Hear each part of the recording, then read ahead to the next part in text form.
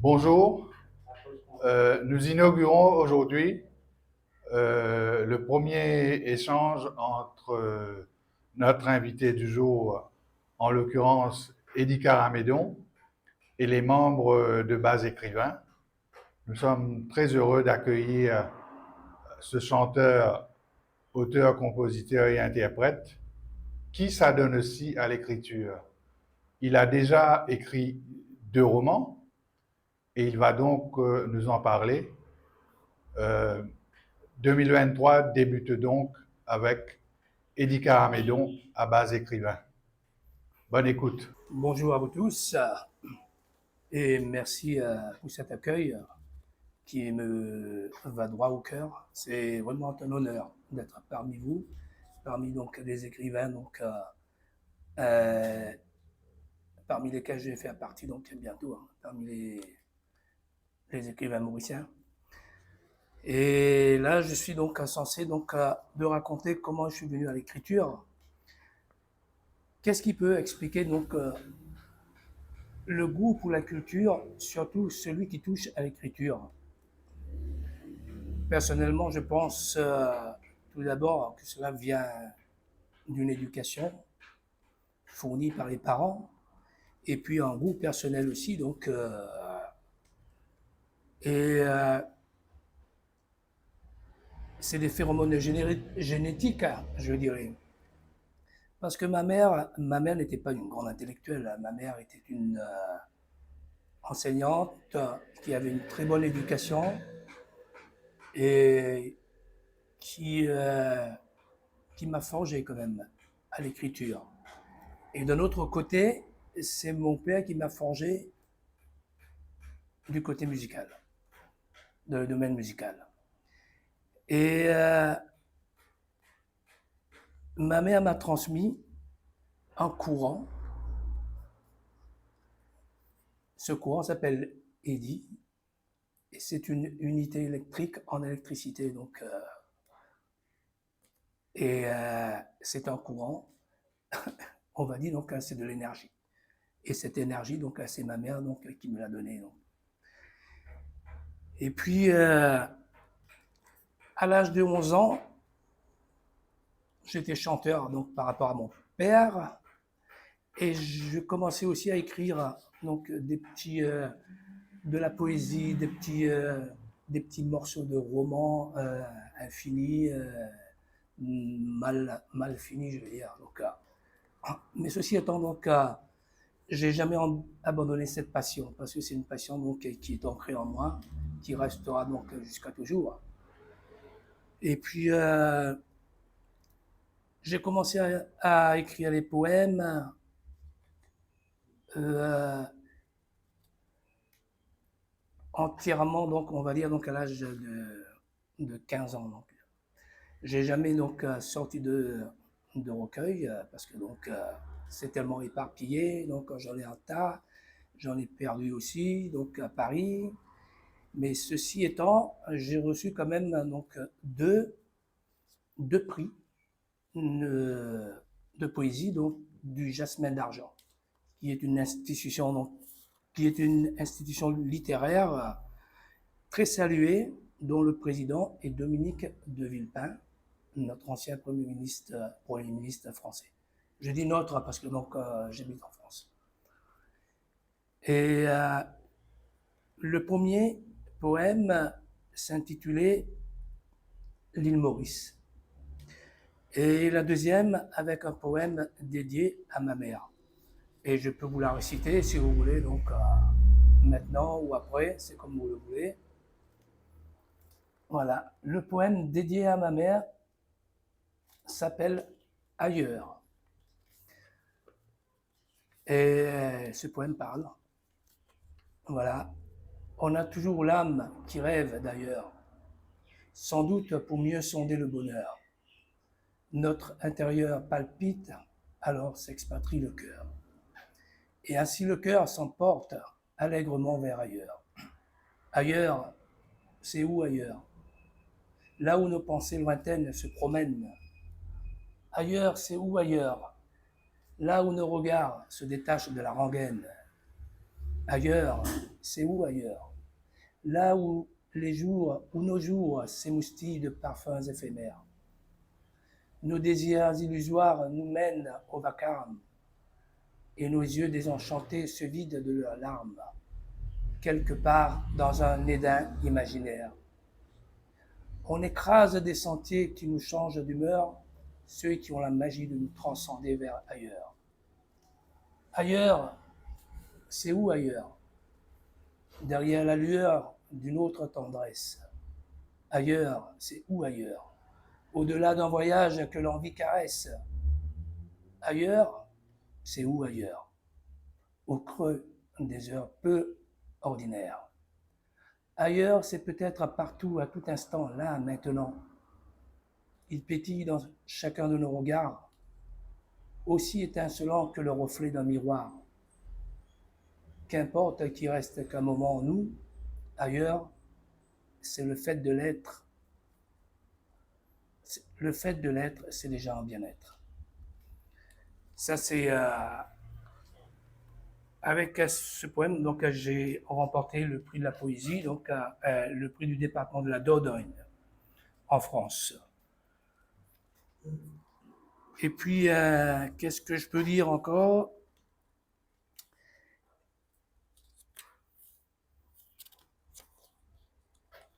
J'ai pas eu de grande lecture donc dans ma jeunesse, donc j'ai peu lu Balzac, Victor Hugo, Camus, Baudelaire. Par contre, j'ai beaucoup avalé donc de bouquins de science-fiction, Stephen King et toute la clique, on va dire. Et cela m'a forgé aussi donc dans les idées à prendre, donc pas tout à fait donc l'expression que je veux utiliser, donc mais ça me donnait quelques idées donc quand j'ai voulu donc créer des thrillers donc, dans mes projets. Et puis dans ma carrière, donc j'ai travaillé aussi sur des nouvelles, sur des bouquins aussi pour les autres, sur le plan, sur le avec une appellation donc de nègre comme on dit. C'est-à-dire donc j'ai écrit aussi pour les autres. J'ai gagné un peu ma vie donc pour ça, avec ça.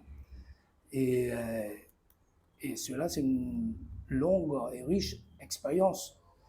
Les gens nous transmettent leurs idées, ce qu'ils veulent faire, leur biographie, et moi je suis donc à mettre en œuvre donc plusieurs et plusieurs. Peut-être même des fois donc pour du pain d'hiver comme on dit ici. Donc, mais ceci étant donc ça m'a bien forgé donc. Et puis j'ai travaillé donc à RFI en tant que consultant artistique. C'était donc une riche expérience. Et j'ai découvert donc un univers radiophonique, télévisuel. Donc j'ai rencontré pas mal de gens, de journalistes. Et les journalistes que j'écoutais quand j'étais ici avant de partir, avant de quitter l'île Maurice, les journalistes de France Inter. Et c'était vraiment donc pour moi donc c'était la magie, on va dire. Et puis pour revenir à l'écriture, qu'est-ce qui m'a amené aussi à l'écriture? Et j'ai lu donc aussi donc quelques journalistes très très pointus en France, politique. Je m'intéressais à la politique. Ici, quand j'étais donc jeune, j'ai commencé dans le journalisme un peu partout, donc et je m'intéressais à la politique. Si j'étais resté ici, donc j'aurais peut-être fait la politique. J'en sais rien. Mais le destin en a décidé autre. Et j'ai lu beaucoup donc de journalistes politiques, dont Viançon, Ponté, et qui m'a donné vraiment du goût à écrire donc à écrire des articles politiques et aussi à me mettre donc même dans toutes sortes d'écritures, en romans et thrillers et tout. Et qu'est-ce que je vous raconter d'autre encore? Donc moi, quand je suis arrivé donc en France, j'ai eu une anecdote quand même assez rocambolesque. Quand j'étais ici à l'île Maurice, il y a un journaliste, un grand journaliste, je ne vais pas citer son nom, qui m'a dit donc si tu veux devenir un grand journaliste, je te recommande cette école. Ça s'appelle l'école universelle qui se trouvait à Boulevard Exelmans, à Paris. Et l'ironie du sort, quand j'ai atterri à Paris, j'ai atterri à Boulevard Exelmans, dans les mêmes locaux, presque dans le même, j'étais voisin dans les mêmes locaux, donc de cette école universelle. Et cette école-là donc m'a fourni, donc m'a donné mon premier diplôme de journaliste. Et l'ironie du sort encore, j'ai ma famille qui arrive à Paris et mon neveu mon premier neveu qui naît tout juste à proximité donc des lieux, des bureaux. Et ces bureaux-là appartenaient à Paul Lederman, qui était donc l'impresario, le directeur artistique de Coluche, de Mike Brandt aussi. Et avant de partir en France, avec Mike Brandt aussi, il y avait une anecdote. J'avais écrit une chanson que j'avais envoyée à Gilles Renard. C'était un impresario aussi donc de Mike Brandt, lettre qui est restée morte et la bande magnétique qui a disparu dans la nature. Et 2 semaines après, donc j'ai entendu donc la mort il y a mon cousin qui vient me voir à la sortie de l'église, qui me dit donc ta chanson et ta bande c'est niette, donc parce que Mike Brandt est mort, est décédé. Voilà, donc et quand j'ai atterri donc à Paris, c'est dans ce périmètre donc où une bonne partie de ma vie donc on ne sait pas donc si c'est du hasard ou j'en sais rien, mais pour vous expliquer donc voilà. Et qu'est-ce que je peux rajouter encore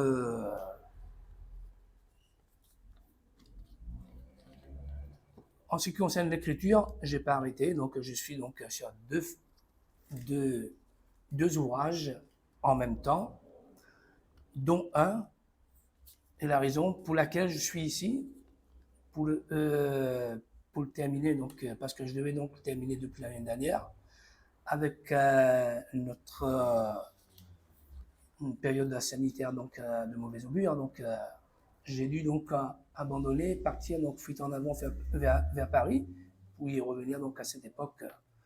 Et ce roman biographique tourne autour d'un ami que j'ai perdu, qui a été assassiné par son fils dans une affaire de drogue.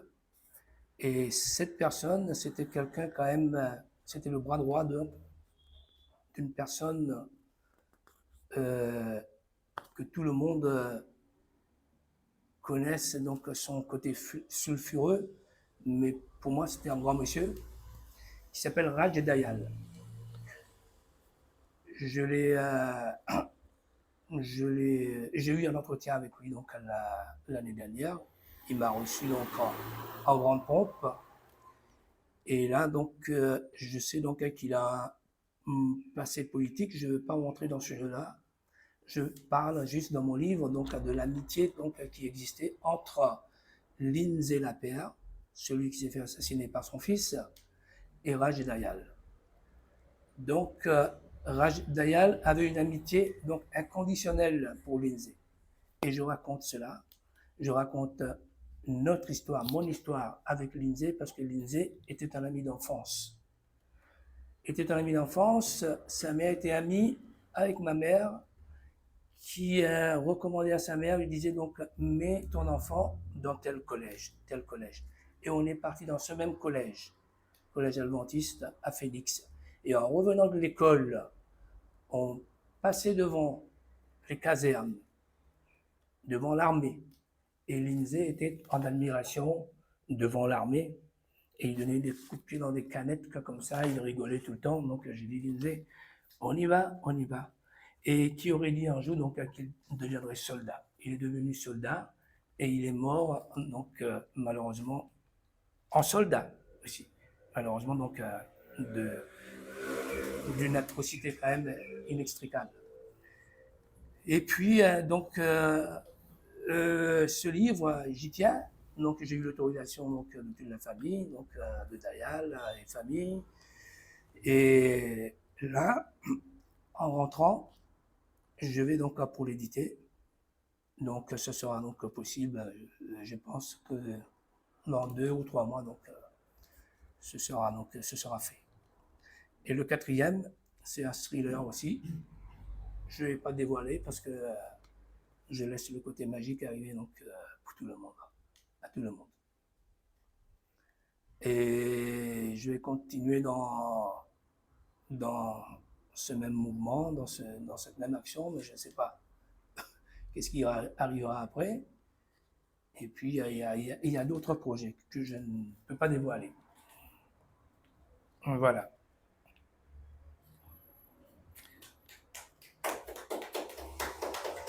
C'est bon.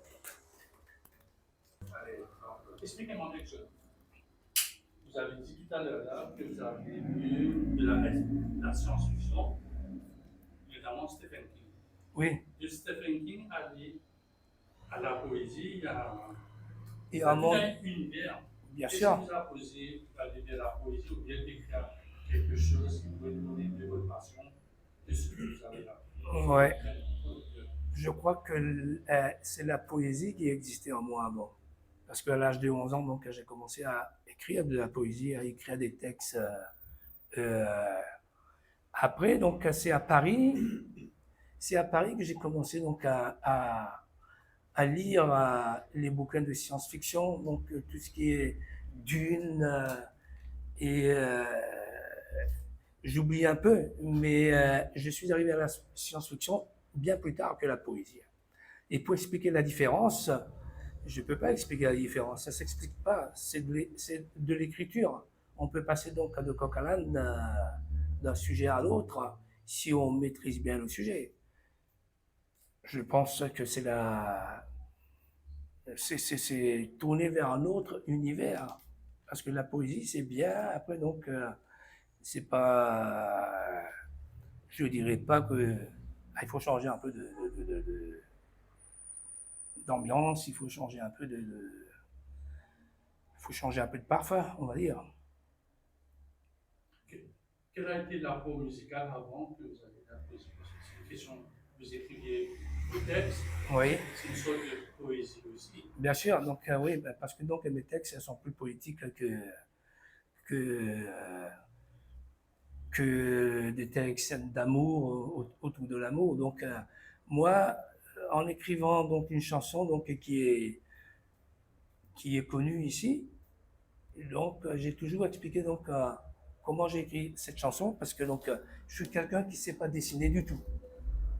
Je n'ai aucun talent de dessinateur. Donc on me dit de dessiner un téléphone dans une émission de télé. Alors donc c'était une catastrophe. Donc mais je sais donc dessiner un téléphone avec des mots, une maison avec des mots, une rue, un paysage avec des mots. Ça, je peux le faire sans aucune prétention. Et c'est là donc que j'ai écrit donc chansons souvenir des anciennes paysannes, Je m'envole et d'autres chansons donc qui sont donc plus proches donc de la poésie que de la chanson donc tournée autour de l'amour. Voilà. Dernière question. Comment ça vient l'idée ou bien les premiers mots de la poésie de vos poèmes? c'est la vie, vous êtes à Paris, c'est peut-être un peu une nostalgie À Paris, ici. il faut beaucoup de nostalgie dans une poésie, donc c'est sûr. Donc, moi, il y a la pluie qui tombe, je vais trouver un truc tout autour, un boulevard bondé de monde, je vais trouver quelque chose. Un bateau qui passe sur un fleuve, je sais pas, ou un avion qui passe dans l'air. Donc, moi, j'ai toujours dit, donc, j'avais dit à, à Joyce que écrire, c'est comme si on prend un vaisseau qu'on va dans l'espace euh, et pour découvrir donc des choses incroyables. Et mais même après, donc pour écrire une chanson aussi, même j'ai écrit aussi beaucoup de chansons d'amour en anglais à la demande, à la demande. Mais là aussi, il faut trouver une imagination. Une imagination, donc ça vient. Donc, c'est pas commandé. Donc, on peut pas commander une imagination. C'est spontané pour moi. Pour d'autres personnes, peut-être. Mais pour moi, on me demande donc, de faire une chanson autour d'un thème. Donc, je vais essayer de développer. Et combien il y a pas mal d'auteurs qui sont forts pour ça. Donc, et je les reconnais. Ok. Mon question. Oui. Et j'ai lu quelque part, tu as écrit La gloire est éphémère. Ok? Oui. C'était sur la couverture de ton premier livre. Oui. La gloire est éphémère. Mais toi, ton éphémère a duré plus de 45 ans. Oui, mais l'effet va s'arrêter après. Donc, Non, ton éphémère a... Oui, bien sûr, je comprends, oui. Comment t'expliques cela? Oui, non, mais c'est un jeu de mots, ouais, je comprends, donc je comprends avec ton jeu de mots. Mais c'est sûr, non, quand même, je parle de la gloire la gloire une glorification donc de l'être dans une audience, sur il y a, je ne peux pas dire qu'il y a plusieurs types de gloire. Il y a la gloire qui disparaît, il y a la gloire qui dure, la gloire comme Johnny Hallyday, on va dire comme Jacques Brel. Mais c'est difficile à expliquer pour moi. Donc, mais je sais que la gloire, ça ne dure comment pas. tu as fait pour durer ton secret? Ah, c'est mon public qui me fait durer. C'est le public. Donc, c'est les gens donc, il y a une espèce d'adulation donc, pour la voix, pour le texte, et puis donc, après, donc, je reste. L'esprit sincère. Oui, oui. Et je reste auprès de mon public parce que donc, je reste donc humble vis-à-vis d'eux. Donc, ça aussi, c'est un côté donc, ça a un côté de. L'humilité. Oui. Donc, je l'explique comme ça. J'aimerais reprendre ce que je vous ai dit. Oui. Si la gloire est éphémère, je trouve que c'est une pensée assez profonde quand même. Oui. Je veux savoir dans quelles circonstances vous êtes arrivé à cette conclusion. Exactement, qu'est-ce qui vous a amené à dire, à penser? Oui. À un certain moment dans sa carrière, on se pose des questions. C'est ce qu'on appelle donc la traversée du désert. J'ai connu la traversée du désert.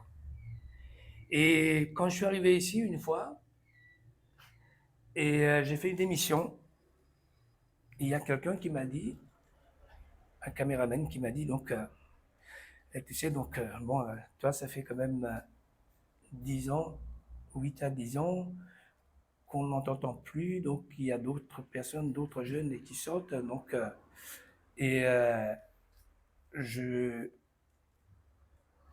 cette phrase-là, donc, ces propos-là, m'ont interpellé. Ces propos-là m'ont dit donc, mais vas-y, donc la gloire que tu avais donc hier, donc elle a disparu, tout simplement. Mais ceci étant donc la gloire donc que les gens nous font, ça c'est la gloire éternelle. Même sous ma tombe, j'en sais rien. Donc Jacques Brel, tout le monde, donc sa gloire sera éternelle. Mais la gloire physique, la gloire matérielle, tout pour moi, c'est donc ça dure donc qu'un moment. Et donc, c'est dit, la gloire est éphémère.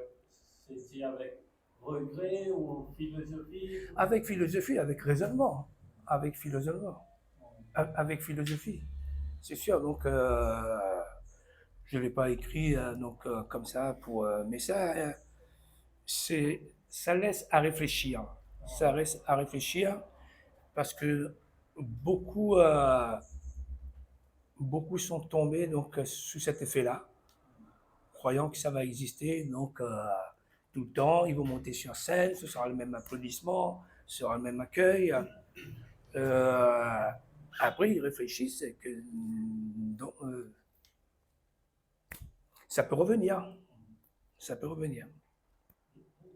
Cela m'interpelle parce que c'est des jours, j'ai justement un peu ça, ça me venait en tête comme si peut-être la source de tous les votes, c'est justement plus on a du pouvoir, plus on a de grandeur, on essaie de s'accrocher. Bien sûr. Disons au niveau de la politique, même on voit ça, le leader, il ne Ouais. veut pas laisser la place. Bien Alors sûr. qu'il a connu la voix, il a fait quelque chose, Ouais, accepter de laisser la place aux autres, bien ça sûr. fait partie du cycle de la vie. Bien sûr. C'est à partir de le fait de vouloir notre ego veut s'accrocher.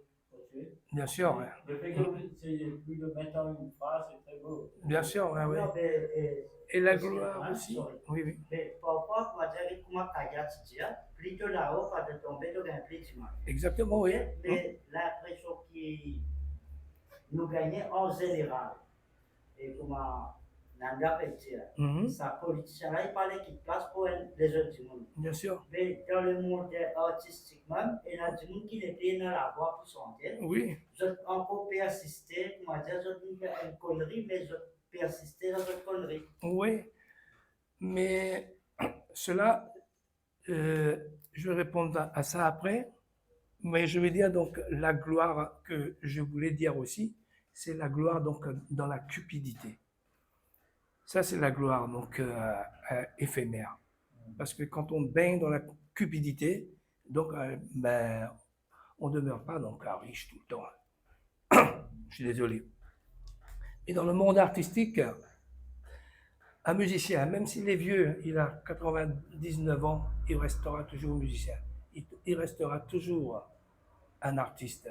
Même s'il est défaillant donc vers la fin, il restera toujours. Aznavour l'a prouvé. Whitney Houston l'a prouvé.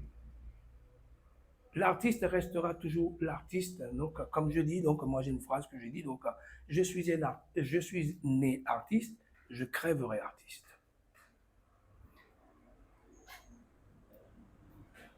Et la question, Eddie, est-ce que tu te sens plus écrivain maintenant que chanteur? C'est difficile à départager. Non, parce que la chanson, j'aime la chanson.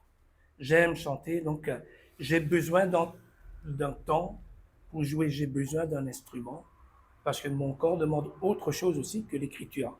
L'écriture demande mon corps aussi, donc c'est une demande, donc c'est quelque chose, c'est une osmose. C'est l'osmose, les deux. Moi, j'ai besoin d'écrire et j'ai besoin donc de jouer de la musique. J'aimerais retourner un peu sur de l'amour. Oui, Bon, la bâtisse, c'est oui, bien vous sûr. écrivez un texte, vous y travaillez, Oui, vous le finissez, vous l'entretenez aussi. bien sûr. Donc, elle est construite, elle n'est pas éphémère. Éphémère, c'est Mhm. c'est peut-être ça, si vous avez fait une carrière musicale de 2 ans, 3 ans, vous avez une carrière comme maintenant, puis je suis enfant, mais on entretient ça. Ben oui, c'est sûr, on entretient, oui. C'est ce que je voulais dire, donc comme Aznavour, comme Brel, tout ça, Beko, tout ça. Donc, ben, ça c'est la gloire artistique aussi, donc, mais la gloire, donc, peut-être, donc, il me manque une épithète, donc, dans la gloire éternelle, donc, c'est la gloire éternelle de cupidité, donc, peut-être le mot qui manque dedans. Mais là, je me rattrape. Mais l'artiste, l'artiste restera toujours l'artiste. Que ce soit l'écrivain, que ce soit Baudelaire, il est toujours là, Victor Hugo, il est toujours là. Hein? Dumas, il est toujours là. Donc, ça, c'est des artistes donc, qui sont partis avec leur gloire, donc bien ancrés, donc inoubliables. Comme vous dites, la loi, c'est ce qui vous dit, vous avez cité Victor Hugo, vous avez Baudelaire, ce sont des personnes qui sont maintenant décédées depuis des centaines d'années, mais Oui. ce sont des personnes, ce sont nous, les lecteurs, Oui. les auditeurs, qui font que cette gloire-là peut, Je le- chaque fois, C'est quelqu'un bien. va venir citer Bien sûr. un petit truc de Victor Hugo, de Oui, oui, Baudelaire, bien ou sûr. d'autres penseurs. C'est ce que je dis. Oui, oui, c'est ce que je disais donc à Nanda. C'est le public qui entretient aussi la gloire donc de l'artiste aussi. La gloire de l'artiste se fait par la reconnaissance du public, et presque éternelle. C'est intéressant dans le sens que cette flamme qu'il allume et qu'il partage à son public, Bien cette sûr. flamme va rester allumée, va rester. Oui, bien sûr, oui, oui. Et lui, il n'est plus là pour en profiter. C'est-à-dire, cette gloire ne lui permet pas d'avoir des tickets gratuits à telle place ou des gens lui demandent des autographes, tout ça. Non, il n'est plus là. Mais cette flamme continue de rester. Par exemple, il y a cette semaine, il y a la fille de Oui, et comme si elle était chez elle, elle avait perdu son fils il y a quelque temps. Je réalise que elle expressait dans les tellement haut. Mais souvent, ça ne lui a même pas permis de sauver sa fille et les autres qui sont finalement. bien sûr. Voilà, comme c'est un moment où on dépasse tout, on se dit on est immortel et on est fort. Et finalement, comme une fleur, ce soir, la fleur va fleurir, mais en sachant que demain, ça ne sera pas là. Mais Bien ça sûr. n'empêche pas de fleurir aujourd'hui, être heureux aujourd'hui, sans regret, sans rien. C'est un peu ça, comme si c'est aligné au cycle de la vie même. Et c'est pendant que cela, je vais en profiter un peu et donner quelque chose. Et après ça, Bien sûr. ça cette envie de garder quelque chose pour soi là, ça, et que on ne voit pas. On s'accroche et on ne voit pas. Bien sûr. Souvent, on dit ça, même dans les dernières années d'avant, moi, il y a Annie Boutiana qui est décédé, qui a été quand même le Premier ministre pendant très longtemps, président. Et aujourd'hui, personne ne parle de lui. Personne aujourd'hui dit Annie Boutiana. C'est une année combien de temps on pense à lui. Mais si lui, on ne pense pas à lui, maintenant nous, Oui, on dit qui c'est qui va penser à nous? bien sûr. C'est ça. Oui, oui, oui. Il faut accepter ça. Pendant que je suis là, j'ai un talent, j'ai quelque chose, il faut que je l'exprime et je partage quelque chose. Et accepter le moment de dire qu'on va pas partir. Bien sûr. C'est ça. Et moi, j'ai une autre question. À Maurice, quand on parle de littérature, je dis ça avec la question de la gloire. C'est une gloire de dire que moi, je suis édité en France. Je suis édité en Angleterre, tu vois. Donc, toi qui es français, qui est édité je l'ai édité à Paris, raconte-moi un peu comment ça se passe quand tu sors ton livre à Paris, comment ça se passe. Parce que les écrivains, Ananda Devi, Natasha Pana, Balen Biamoutou, qui sont édités à Paris, il y a une espèce de, tu vois, de gloire qui Ouais. tourne Autour de la personne. De la personne. Ouais. Mais raconte-moi un peu comment ça se passe en France. Je crois que sur Paris, sur le pavé de Paris, je veux dire, donc au niveau des éditions, je crois que c'est le même parcours pour tout écrivain. Donc, ça a été le même parcours pour moi. J'ai envoyé donc à une vingtaine d'éditeurs, mais il y en a qu'un ou deux qui vont te répondre. Et puis, moi, donc, j'ai envoyé donc aux plus grands éditeurs et je suis passé par les petits éditeurs.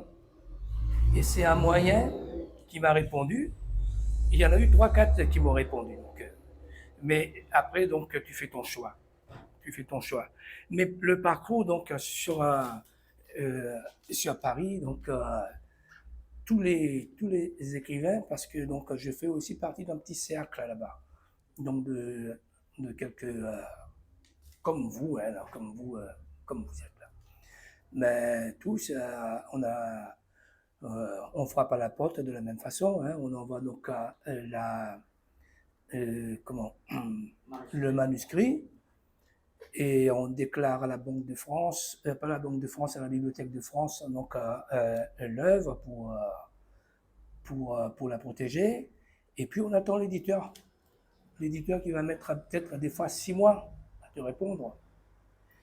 Après, c'est une question de chance aussi. Donc la chance peut jouer donc aussi. Ananda Devi à Padoue, tout ça, donc c'est le facteur chance aussi. Donc, et on a pu être on a le meilleur écrivain, donc, mais si t'as pas la chance, meilleur chanteur, meilleur musicien, si t'as pas la chance derrière toi, excusez-moi l'expression, donc, mais on est cuit, quoi. Et puis, donc, ça sera la même démarche sur d'autres livres qui arrivent de mon côté. Et j'aimerais bien pouvoir donc travailler avec un éditeur mauricien ici. Ça serait un grand plaisir parce que donc les éditeurs mauriciens ne me connaissent pas. Et je vais envoyer quand même. Là, j'ai discuté avec quelqu'un qui est connu aussi à Paris, qui est une éditrice mauricienne, mais qui vit à Paris. Est-ce que je peux citer le nom? Donc, oui. Voilà. Donc, j'ai une échéance avec elle. Si elle prend, elle prend. Si elle prend pas, donc c'est pas grave. Donc, je vais frapper donc à la porte des autres. J'ai quelques adresses, donc quelques adresses sûres. Donc, et voilà. Donc, pour répondre à ta question, donc la démarche est la même. Je veux dire, on prend son manuscrit sous le bras, comme à l'époque on prenait donc le rouleau de, comment ça s'appelle, la bande sous le bras pour aller dans les maisons de disques, donc pour écouter. Donc voilà, donc similitude. Dans votre stock de recueil de poèmes, est-ce que c'est de ce recueil-là que vous écrivez vos chansons, ou alors quand vous écrivez des chansons, Non, c'est des chansons. C'est des chansons, que des chansons. La poésie, non. La poésie, c'est la poésie, donc, il n'y a pas de vers assez défini pour chanter, parce que donc une chanson, il y a une construction, il y a des phrasés, il y a des notes à respecter, donc, tandis que la poésie, donc, on peut chanter, donc, on peut lire une poésie, donc, sur une musique, comme le slam, comme ça, c'est autre chose. On peut le rapper. Voilà. Et rapper encore, c'est de la musique, parce que donc il faut très défini. Chaque phrase, c'est une note. Il y a Caragon alors qui. Pardon? Il y a Caragon qui se chante. Aragon. Que lui, Aragon. se chante. Oui, et encore c'est Il y a calculé. le rythme. Ben oui, c'est calculé. Oui. Ouais. Et une question. Et dans L'être à toi-même, il y a beaucoup de moments, plein de moments où tu racontes tes galères. Oui. Et est-ce qu'il t'est arrivé de dire je sens plus, j'écris plus? Non. Non. Et malgré tes galères. Non. Il y a des moments de découragement, hein, même dans l'écriture. Même là, le dernier bouquin, j'étais découragé parce que donc il y a eu le Covid et j'avais pas les infos que j'avais besoin avec des avocats. Je peux pas avoir un entretien avec un magistrat ici parce que la loi ne le permet pas. Donc, mais dans mes galères à Paris, il y a eu des moments de découragement aussi, donc dans la musique. Mais comme je disais tout à l'heure, je suis né avec la musique et je crèverai avec. Vous avez dit que vous êtes intéressé à être publié et édité Vous avez fait le tour des éditeurs parce que J'en trois, avais, quatre, oui, trois, j'en quatre avais qui sont là. fait avant, mais j'ai pas eu de réponse. J'en avais- Peut-être réussi. Vous Oui. avez réussi aussi quand vous étiez en Maurice. Oui, j'ai réussi à contacter donc 3-4 personnes, mais qui m'ont pas répondu. Donc après, donc j'ai laissé tomber. Donc, mais là, je vais réessayer. Donc, si, au contraire, donc ce serait un honneur donc que d'être publié ici pour moi. Donc, et mais voilà. Donc, sinon, si ça se fait pas, donc je reste sur Paris. Le slam ne vous intéresse pas? Parce que c'est une sorte de poésie. C'est la musique, on peut poser ça Bien sur sûr, bah une oui, sorte de. bien Vous sûr. prenez votre guitare, vous prenez Bah un oui. poème, vous pouvez faire du slam. Bien sûr, bien Ça sûr. vous intéresse pas? Mais c'est pas votre public. Moi, je suis un chanteur à voix. J'aime bien les grandes voix. C'est une préférence. Mais j'aime bien donc les gens qui font du slam. Et puis donc moi, je le ferais, mais ça passerait pas. Donc ça m'irait pas. Le rap encore que ça m'irait mieux. Donc là, j'ai produit un petit groupe de rap et j'ai pris plaisir donc à le faire il y a un an. Donc et je trouve non, mais le slam aussi c'est intéressant. Hein. Donc après, il faut avoir un bon fond musical derrière. Et puis après, c'est l'interprétation. Moi, je suis plus un chanteur à voix, donc j'aime bien les grandes voix. Et je compose pour les gens qui ont de la voix. Voilà. Si grand cours malade vous demande d'écrire un texte, il regarde Ça cette vidéo, il vous dit comme ça, voilà, vous savez, le 9-3, de venir faire quelque chose. Je dis oui. Je signe le contrat tout de suite, moi, sans réfléchir. Bah oui. Sans réfléchir, bah oui, parce que donc, comme je dis, donc c'est pas que j'aime pas le slam, mais c'est pas de mon ressort. Mais j'aime. J'ai même écrit des musiques aussi, donc je suis pas tellement fort dans le domaine, mais ceci étant, donc je néglige pas donc toutes les demandes, toutes les propositions, toutes les opportunités surtout. Vous avez une star? Vous pouvez citer une star à qui vous avez écrit une chanson? J'ai pas connu de star. J'ai connu une star à l'époque, une petite star, donc je ne sais pas s'il est connu ici, qui s'appelle Billy. Billy, c'était un petit rocker, un rocker français qui a eu la gloire dans les années 80. Et pour lui, j'avais écrit 2 chansons. Mais pour une star, donc j'ai travaillé avec beaucoup de stars.